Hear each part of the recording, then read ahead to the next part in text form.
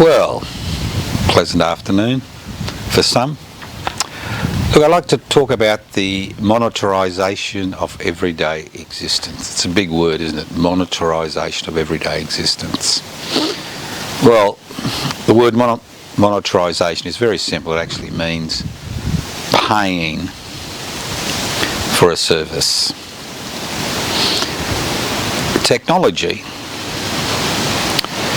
Technological innovations have been fundamental in creating conditions where both the public and private realm have been inundated, overwhelmed, pushed aside by monetarisation. If you look at existence even 4 or 5 decades ago and you look at existence today,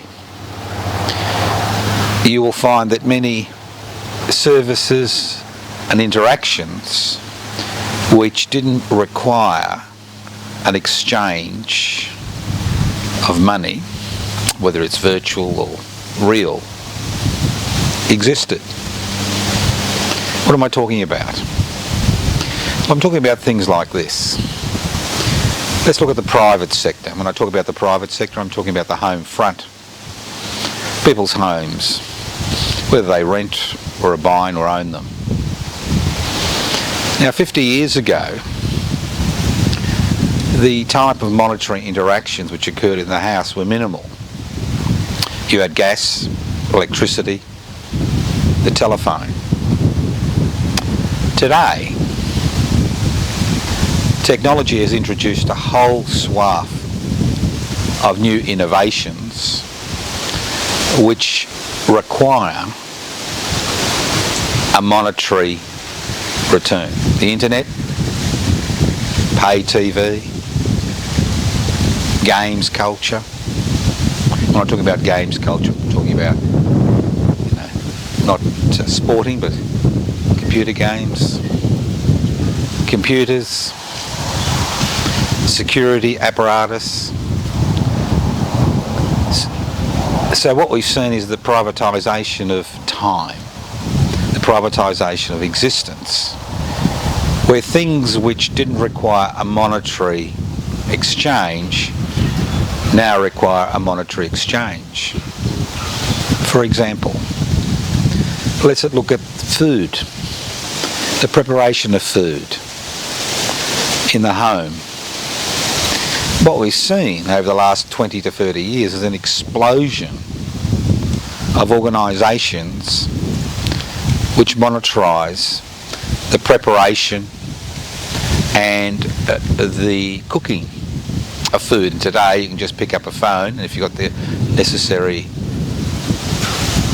money, you can get whatever you like delivered to your door by organisations who've monetarised the preparation of food. We now have large corporations which do everything they can to get people to eat out at their institutions.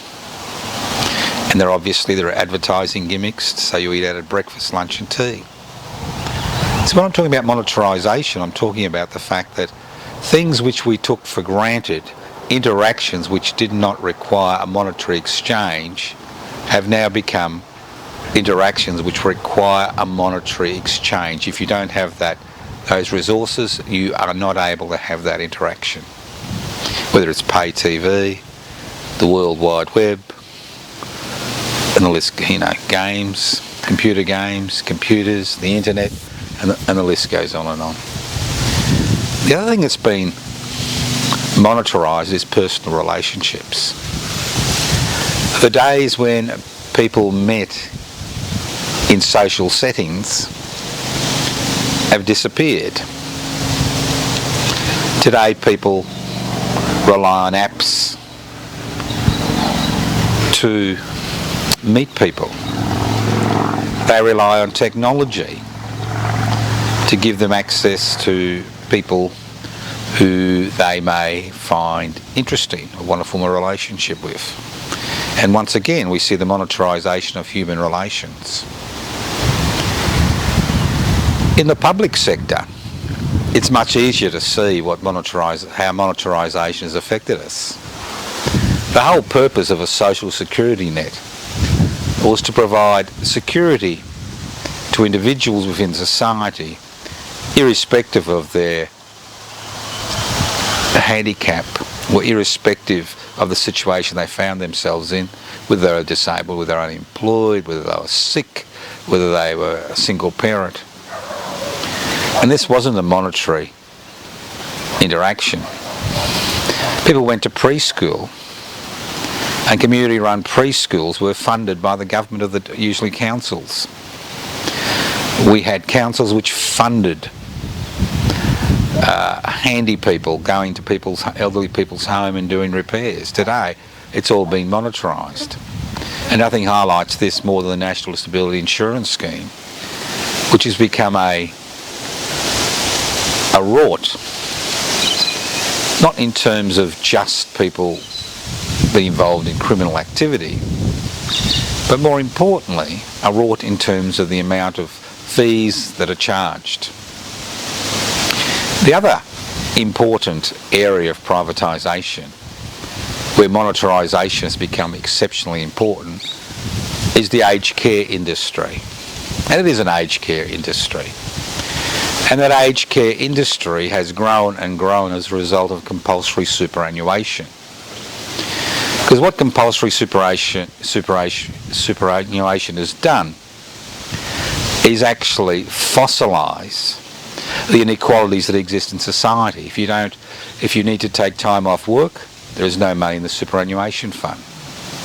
If you're involved in a lowly paid but important or critical job, there is minimal money going to your superannuation fund. If you're earning lots because of your bureaucratic position or your position in a corporation, you can actually have a tax deduction by moving money across to a superannuation fund, so that when you retire, you can have the best retirement that money can buy.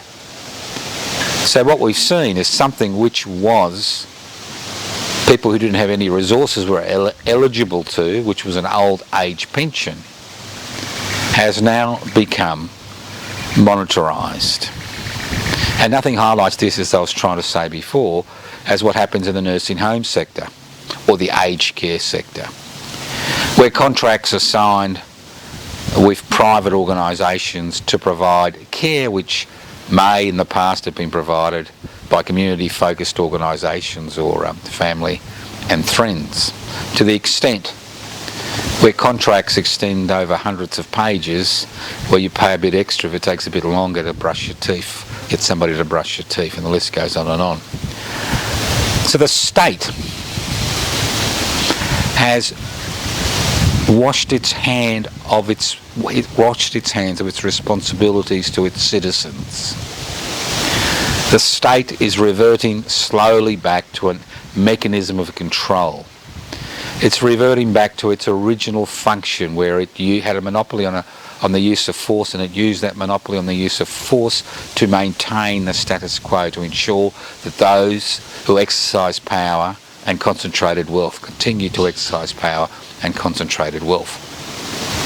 And it's no accident that we find ourselves in this situation where almost every human interaction, both in the public and the private sphere, has now got a monetary value. I'm not saying that things didn't have a monetary value in the past, but what had a monetary value was minimal compared to what has a monetary value today. So what does having a society where interactions rely on monetary exchange, what type of society does that create? Well, that creates a more unequal society.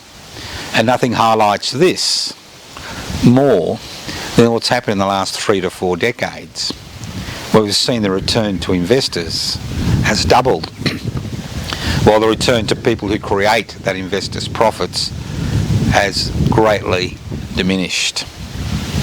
So we find ourselves in this situation. In technology, which is supposed to liberate us, has now become our master. We have now become enslaved to technology to such a degree that you can't interact with a government department without being involved in that technological exchange, where corporations are minimising their interactions with people and maximising the interactions that people have with them through social media or the net or the World Wide Web in order to increase their profits. So when a society moves from an ideology or an idea where every citizen, every permanent resident in that society deserves to be looked after by that society through the government of the day, you begin to understand the difficult situation we find ourselves in. Not all of us. The 8% who are part of the investment class whose disposable income has increased because of government-friendly regulations as far as investment is concerned, they are singing all the way to the bank, or should I say to the virtual world. The 1% that own the means of production, distribution, exchange and communication have prospered. They've turned millions into billions. And we now talk about billionaires, not just millionaires.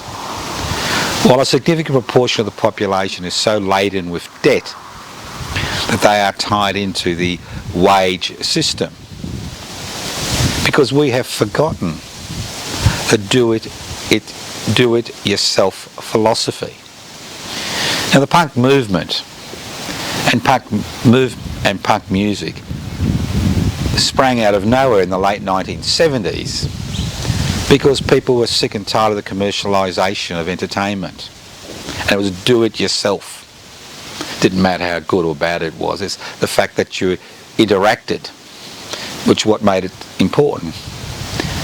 As far as entertainment is concerned, we are no longer, as a society, involved in community groups and voluntary groups like choral societies or a bridge society or a lawn bowl society group.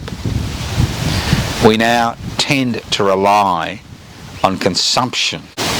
So, are you a consumer? Are you a cringing, carping, complaining consumer? Is every aspect of your existence determined by monetary exchange? And it's time to take stock of the type of world you find yourself in.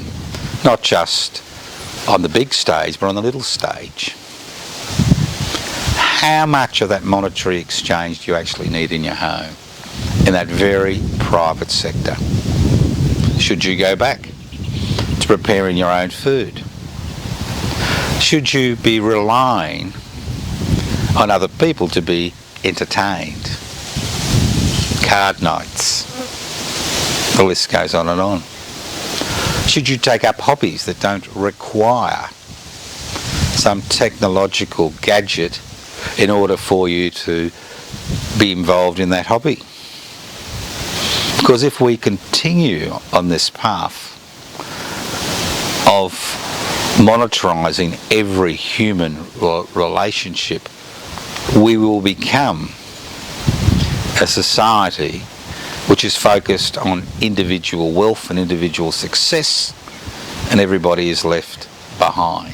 Is that the type of society we want to become? So do it yourself is not something new. It's not radical. It's not even reformist. The more you do for yourself, the less you need in terms of monetary exchange. The more money you'll be able to save to do the important things in life, not pay back debt to banks and financial institutions which love lending money to people to buy technological innovations until they can't pay it, and then they'll take it all back.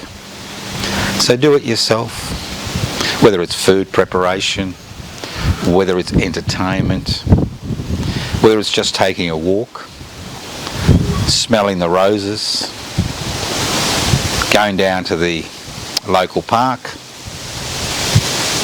playing with, your dog or your cat, talking to the people around you, attempting to form relationships in a very privatised world where we use technology to insulate us from having to interact with other people. And that's why in many of the activities that I'm involved in, and you can see them through my Facebook page, Joseph Toscano, you will find that most of the activities that I'm involved in, it's not about consumption. It's about organising events where there is no monetary focus, which requires human interaction and people making an effort to get out of their homes and interact with other like-minded people. So think about it. Are you a victim of monetarisation? Are your social relationships dependent on a monetary exchange? Is your recreation dependent on a monetary exchange? Is preparation of food dependent on a monetary exchange? Are your personal relationships, as I said before, dependent on some technological innovation which theoretically brings people together but ultimately divides us? Are there community focus groups in your neck of the woods which you could become involved in? Because ultimately we are social animals.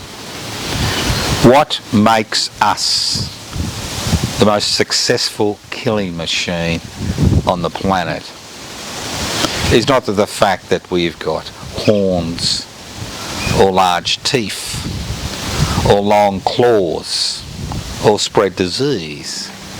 It's the fact that we work collectively, we work together, we are social beings, and to a significant degree much of the psychological trauma that you saw as a consequence of the isolation which was necessary during COVID-19, the height of the COVID-19 infection before there was vaccinations and treatment, highlight how important that social interaction is.